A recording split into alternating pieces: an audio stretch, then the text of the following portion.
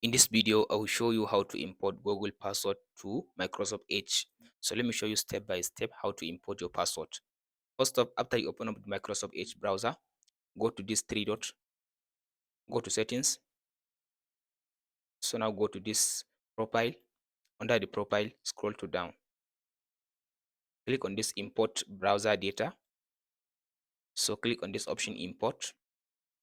So here you'll be able to choose from. So I'll just click on this option and select where you want to import the data from it, the password. So for this video, I'm using Chrome browser.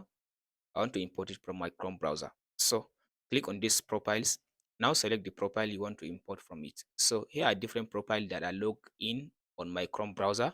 So go and select the one that you want to import the first password from it. For this video, I want to use this one.